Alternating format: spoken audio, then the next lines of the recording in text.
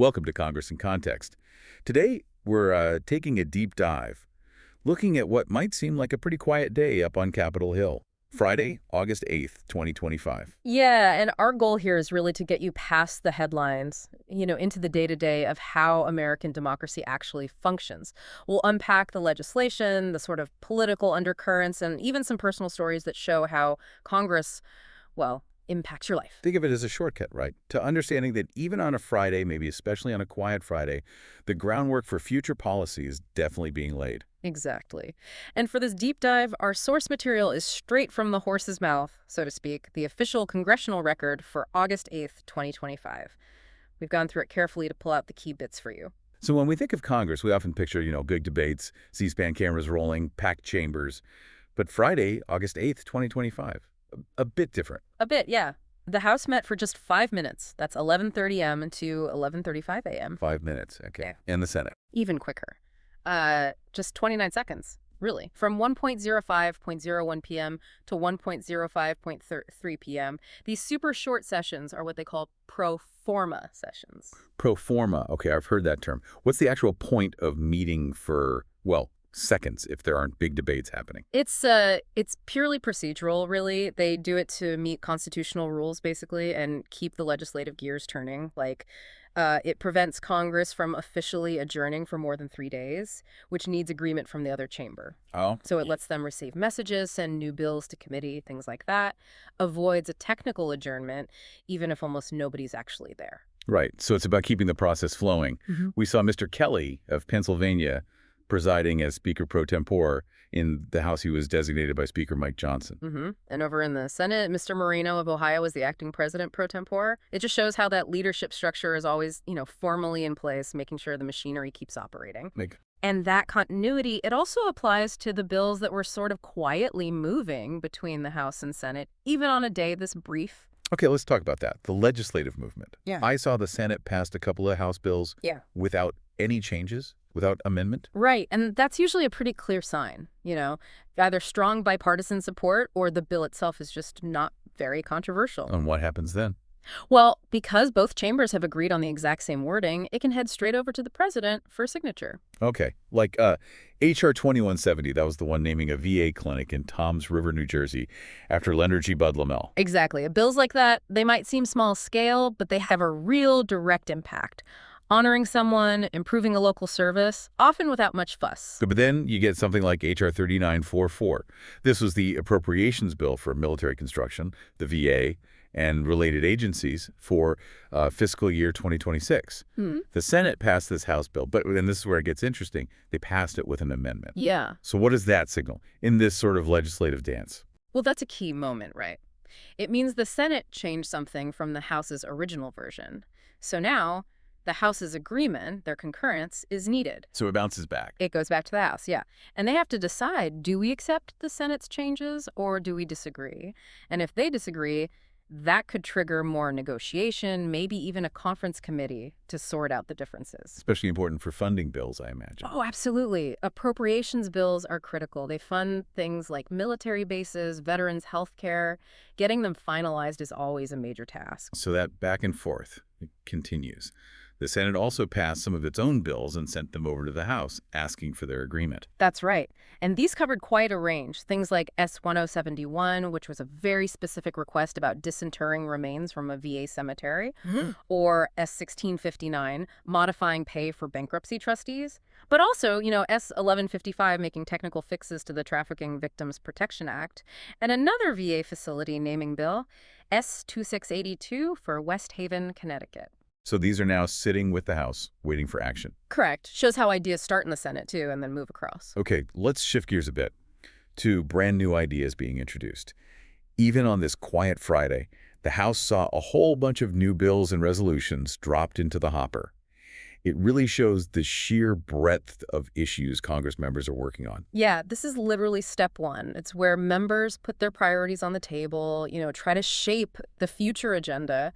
Each one gets sent off to a committee to start judiciary, agriculture, foreign affairs, whatever's relevant. And the range was pretty striking. We saw H.R. 4918, aiming to authorize grants for developing gun safety technology. And then H.R. 49201, introduced by Mr. Crow and some others, looking to help provide housing for unhoused folks with their pets. That's a very specific kind of modern issue hitting the floor. It really is. And then you have H.R. 49925 from Mr. Green of Texas. This one would require certain companies to conduct racial equity audits every couple of years, and it also calls for atonement for descendants of enslaved people. So definitely tackling some deep societal debates there. Absolutely. And along similar lines, H.R. 4934 from Ms. Norton in D.C., that would direct the removal of the Albert Pike statue near Judiciary Square. Right, I saw that one. Yep. And H.R. 4944 from Mr. Thanadar, seeking to end qualified immunity for ICE agents. I mean, these proposals really highlight some of the most, well, contested issues in the country right now. They certainly do, but then, right alongside those, you see something like H.R. 4945 from Mr. Thompson of Pennsylvania. That one's about grants for new agricultural education programs in high schools. It just shows the whole spectrum. Yeah, it really does. And it wasn't just bills. There were resolutions, too, which bring a different kind of focus, like HRES 640 from Mr. Correa, recognizing August as Chicana Chicana Heritage Month. And Mr. Green of Texas was active here, too. HRES 644 recognized the 25th Army Corps for their role in capturing Galveston and liberating enslaved people during the Civil War. These resolutions, they aren't laws, but they're significant for, acknowledging history, culture, or staking out a position. And sometimes controversial positions, right? He also introduced HRES 646. That's the one, calling on the Senate to remove Richard B. Russell's name from the Russell Senate Office building. So yeah, even these introductions tell you a lot about what's on lawmakers' minds and likely on their constituents' minds, too. So beyond the actual bills, the Congressional Record also gives us this little window into the internal workings, the political mechanics of Congress. Like the appointments you mentioned earlier, the Speaker pro tempore designation. But also other administrative appointments, Mr. Bain of Florida being appointed to the House Communications Standards Commission, for example, or Representative Kat Cammack resigning from the House Franking Commission. What are these commissions generally? They handle sort of the internal business of the House, setting standards for official mail, communications, things like that. Keeps the institution itself running. Yeah. And the Senate made appointments, too. Right. I saw several senators pointed to the Commission on Security and Cooperation in Europe, the Helsinki Commission. Yep. Senators Wicker, Boozman, Tillis, Rounds, and Britt. Important for foreign policy and human rights oversight. And two new public members, Jack Schlossberg and Paul Techerel, were appointed to the Semi-Quincentennial Commission. Ah, the one planning for America's 250th anniversary. Exactly. So these appointments might seem minor, but they're essential administrative tasks, making sure Congress is represented, keeping the wheels turning. Okay, and then there were the executive communications. These are the formal messages coming in from the president and government agencies, right? Right. So what does it mean when we see this mix of things? Reports on, say, chemical regulations, but also updates on major national emergencies and even big international trade decisions. It means the executive branch is constantly active, and it's formally notifying Congress about those actions. This information flow is crucial. It can shape what Congress decides to focus on, maybe trigger hearings or investigations, or influence new legislation. So what kind of things did we see on this specific day? Well, there were reports on several ongoing national emergencies. One concerning foreign interference in U.S. elections, declared back in 2018. Another on the humanitarian crisis in Afghanistan from 2022. And one on sensitive technologies, declared in 2023. And the president specifically sent a message saying that last one, the tech one, would continue beyond August 9th, 2025. Correct. So that's the president formally telling Congress this emergency situation is still ongoing. It keeps certain authorities active. These updates reflect these persistent global challenges that Congress needs to be aware of. And it wasn't just emergencies. There were several executive orders mentioned, too. Yeah, quite a few. One addressing threats from the government of Brazil, another adjusting copper imports, one modifying reciprocal tariff rates, and pretty significantly, one suspending duty-free de minimis treatment for all countries. Wow. Okay, that last one sounds like a major trade policy shift. It certainly could be. These orders show the president taking direct action on economic policy, foreign relations, and formally letting Congress know. They aren't just pieces of paper filed away. They represent real executive power being exercised, and Congress gets the official notice. It's part of that whole system of checks and balances, that communication flow. Absolutely. You know, one part of the record that often gets skipped over, but I find really powerful, is the opening prayer. On August 8th, it was Reverend Kevin Peterman from the 19th Street Baptist Church here in D.C. And what's really fascinating, I think, is how these prayers often set a kind of moral frame for the day's work. They reflect broader societal concerns, and they serve as this reminder of the values lawmakers are, supposed to uphold. He prayed, "Our nation needs you now more than ever. Our nation cries out to you this morning for your guidance, yearns for your mercy, and hungers for your healing touch." Pretty direct. Very direct. And he specifically mentioned the history of the building itself. He prayed, "May this chamber, built by enslaved men and women, be a sacred place where the truth is spoken boldly, justice is pursued relentlessly, and the welfare of all people is sought with compassion." Wow. Yeah, that ties directly into some of the bills we saw introduced later that day about historical justice, racial equity. Exactly. It sets a context. And the ending was incredibly powerful, I thought. He said, "Help us, O Lord, to remember that the measure of a nation is not in its wealth or its power, but in how it treats the least, the lost, and the left behind. Remind them, O Lord, that the world is equally balanced between good and evil, and their next act will tip the scale." It's just this profound call for integrity, for moral consideration, right at the start of the legislative day. It really is. And stepping back a bit, thinking about all these different pieces, the pro forma session, the executive communications, even these procedural details, they really are the gears of democracy, aren't they? They absolutely are. They ensure accountability. They ensure things follow constitutional rules, even when it's not front-page news. Like, every single new bill introduced has to come with what's called a constitutional authority statement. Right, where they have to state which part of the Constitution gives Congress the power to even make that law. Precisely. Usually citing something like Article 1, Section 8. It seems technical, but it's this constant necessary check forcing lawmakers to justify the legal basis for every single proposal. It tethers everything back to that foundational document. And then there's another section, the extensions of remarks. This is where things get really personal, right? Oh, definitely. This is where members get time, essentially, to speak directly into the official record, often honoring people, groups, or events back in their home districts.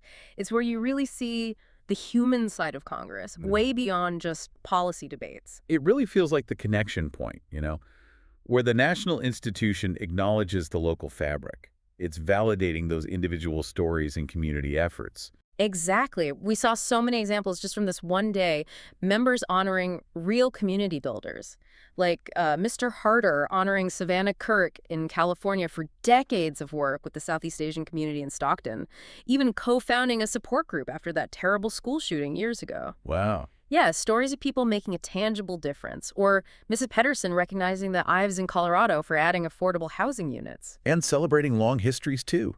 Mr. Bishop celebrated the 185th anniversary of the first African Baptist church in Columbus, Georgia, founded by enslaved people back in 1840. Just incredible resilience. And Mr. Keene honored the Flemington Jewish Community Center in New Jersey on its 100th anniversary.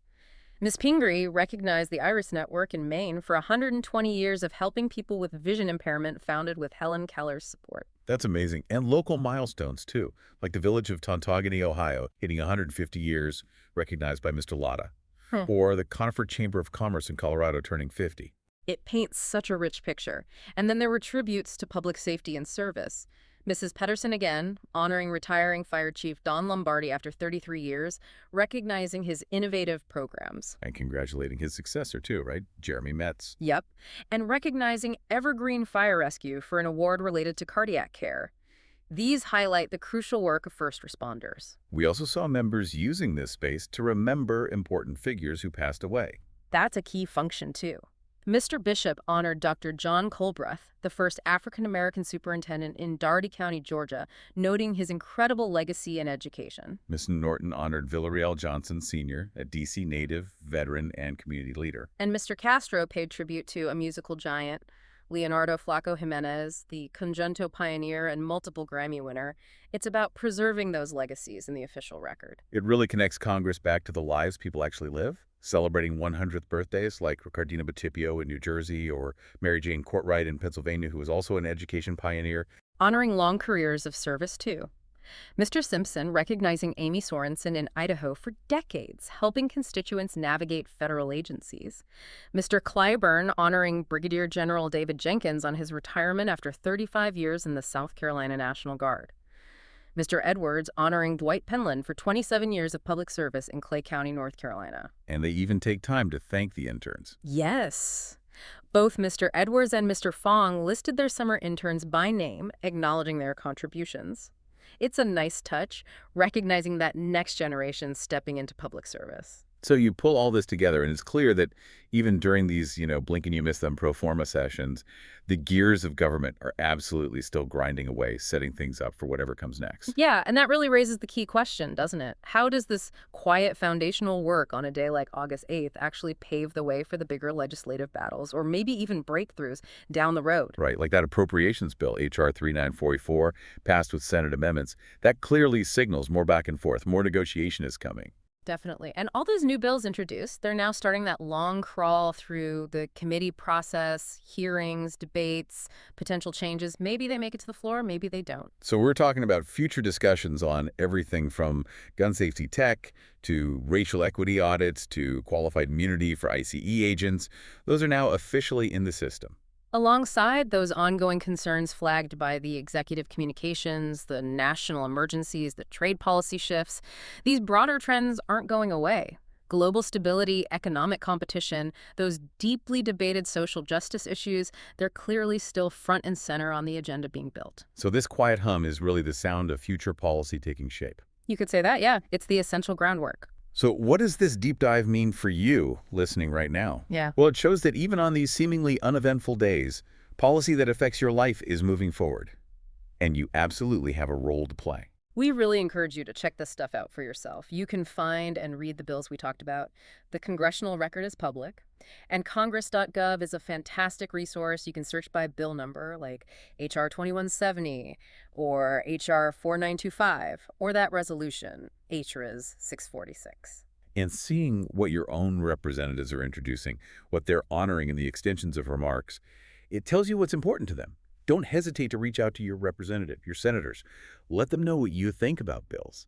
Share your perspective. Your voice really does matter in informing them about how national policy plays out locally in your community. And remember that line from Reverend Peterman's prayer, Mm-hmm. that the world is equally balanced between good and evil, and their next act will tip the scale. Citizen engagement, it's so much more than just voting every few years. Absolutely. Getting involved locally, supporting groups, doing good work, even just staying informed like you're doing right now, it all contributes to the health of our democracy. It helps tip that scale. So here's a thought to leave you with. As Congress gears up for its next big session, its next substantive actions, what next act do you think is most crucial for the country right now? And perhaps more importantly, how can your engagement, your voice, your actions help tip that scale toward what you see as a more just, a more compassionate future? Something to ponder. Right. Thanks so much for joining us for this deep dive into Congress and context. Yeah. We hope you feel a bit more connected to the process and maybe even inspired to stay engaged.